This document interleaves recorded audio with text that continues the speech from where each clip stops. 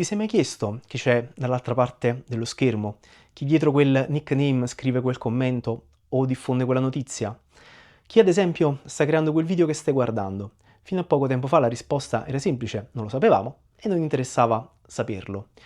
Ma le cose stanno cambiando e la libertà che abbiamo dato tanto per scontata su internet potrebbe non essere più un diritto, ma un privilegio da guadagnare. Qualcuno forse avrà visto il film Civil Wars della Marvel. Beh, nel film i protagonisti sono Capitan America e Iron Man, due eroi con due visioni abbastanza distinte. Da un lato il desiderio di libertà e la fiducia nell'individuo, dall'altro la necessità di sicurezza, la paura del caos, l'idea che il potere incontrollato debba essere regolamentato, anche se questo poi significa sacrificare un po' di libertà. Quella non era solo una storia tratta da fumetti, è una storia che da sempre riguarda un po' tutti noi. Ed in questo periodo si sta svolgendo proprio sotto i nostri occhi, ma non sulle strade di New York o in una base segreta. Si sta svolgendo proprio qui, su internet, sulla rete. La battaglia per la libertà è tra essere anonimi e quella invece della richiesta di un'identificazione certa. È proprio come nel film non ci sono risposte facili. Oggi voglio parlarti di questa vera e propria civil war digitale, un conflitto che ridefinirà il futuro della nostra vita online.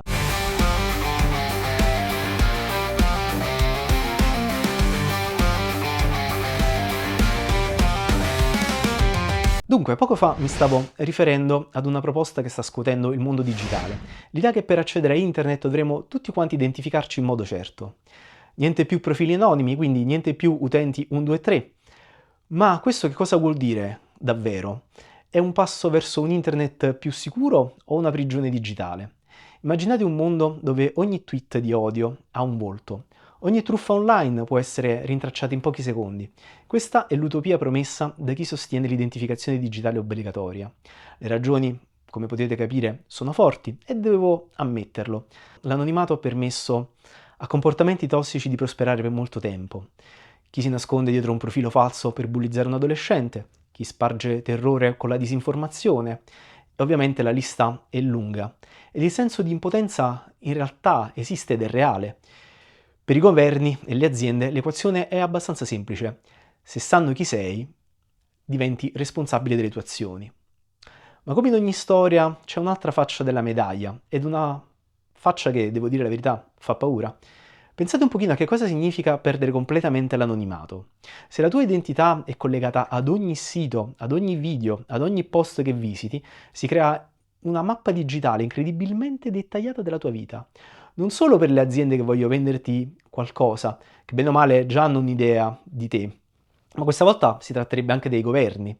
Immaginate di vivere in un paese dove ogni ricerca, ogni like e ogni opinione che hai espresso è registrata e collegata a te. L'anonimato spesso è l'unica protezione in realtà per giornalisti e dissidenti politici o attivisti che lottano per i diritti umani in paesi con regimi autoritari. In un mondo senza anonimato, pensate quante persone avrebbero paura di esprimere le proprie opinioni impopolari o di fare domande scomode. Il dibattito onesto e libero andrebbe a morire e la linfa vitale della democrazia potrebbe essere soffocata dalla paura di ritorsioni. La domanda quindi non è dobbiamo eliminare l'anonimato, ma quanto siamo disposti a sacrificare per la sicurezza? È un gioco di equilibri delicato. A quali siti, ad esempio, bisogna accedere con una carta d'identità elettronica e invece a quali no? Per capire perché alcuni sostengono che l'anonimato debba finire, basta guardare ad esempi reali e concreti di adesso. A volte anche esempi molto difficili da accettare. Basta pensare al caso tristemente noto di recente del gruppo Facebook Mia Moglie o del forum, chiamiamolo pica.eu. Quello che era nato come uno spazio di scambio di opinioni private tra utenti è diventato rapidamente un luogo di molestie e diffusione non consensuale di materiale intimo.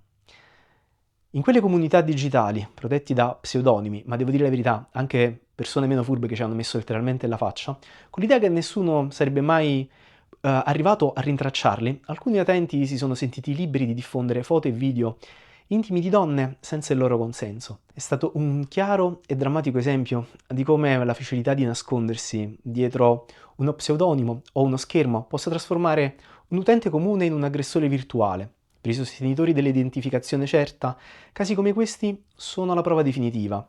La sicurezza delle vittime è più importante della libertà di rimanere anonimi. E se solo gli utenti fossero stati identificati, forse quelle atrocità non sarebbero mai state commesse. Quindi, da un lato c'è la speranza di un internet più pulito e più sicuro, dall'altro invece c'è il rischio di creare una società dove ogni azione è tracciata e dove la libertà di pensiero e di parola sono solamente un lontano ricordo.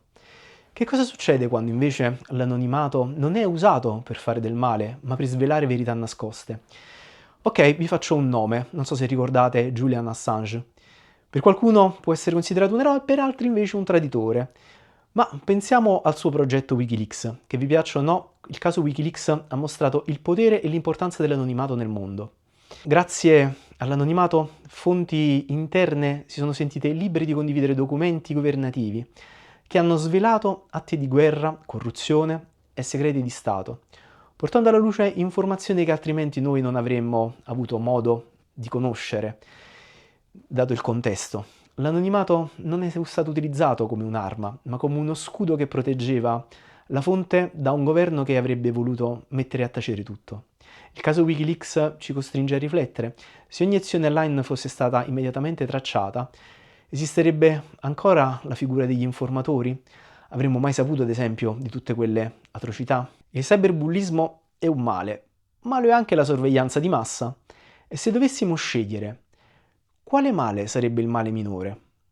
Questa non è una scelta che spetta a me o ad un politico, è una scelta che spetta a tutti quanti noi. Quindi la mia domanda che vi faccio oggi è semplice.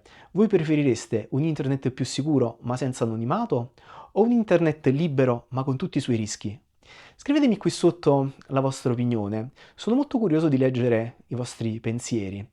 E se questo video vi è piaciuto potete mettere un like, iscrivervi al canale, condividerlo con i vostri amici e magari, se vi va, spendere qualche punto hype per darmi una mano a farlo notare di più.